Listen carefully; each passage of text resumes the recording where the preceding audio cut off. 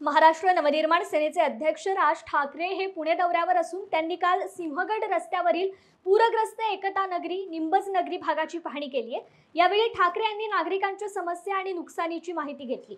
त्यानंतर प्रशासनावर टीका करत त्यांनी महानगरपालिका प्रशासन जलसंपदा विभागाची आजपर्यंत एकही बैठक झाली नसल्याचा आरोप केलाय। जगात कुठेही धरणातून पाणी सोडणार असल्यास ते अलार्म सिस्टीमद्वारे कळवतात, मग आपल्याकडे काही घोषणा अथवा सूचना देऊन का कळवलं नाही असा सवालही ठाकरे यांनी उपस्थित केलाय। बोलू दे सरांना। मी गेले कित्येक वर्ष या पुण्यामध्ये नेहमी सांगत आलो, मुंबई बर्बाद व्हायला वेळ लागला, पुणे बर्बाद व्हायला वेळ नाही लागणार, वेळ लागला।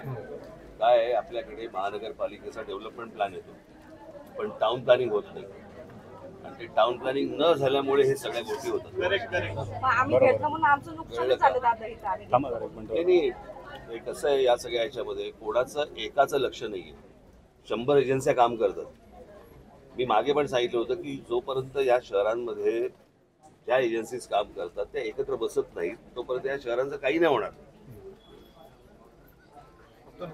फक्त नुकसान होणार। आता साधी गोष्ट, तुम्ही आता जे मला बोललात ना, इथे ब्रिज केलाय, बरोबर आहे, हो, त्याच्या मागचा विचार काय आहे माहित नाही,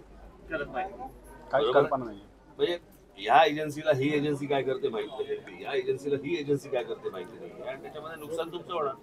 आणि मी तुमच्या मताशी पूर्णपणे सहमत आहे की इन्शुरन्स कंपन्यांनी काय त्यांना पैसे तुम्हाला मिळणार नाही मिळणार मला माहिती नाहीये, पण मला असं वाटतं तुमचं नुकसान सरकारने भरून दिलं पाहिजे। मी विरोधात आहे असं समजू नका, किंवा त्यांच्या बरोबर आहे असंही समजू नका, माझा काही संबंध नाहीये, पण माझं असं म्हणणं आहे हा संपूर्णपणे सरकारचा किंवा त्या खात्याचा निष्काळजीपणा आहे, आणि त्या निष्काळजीपणामध्ये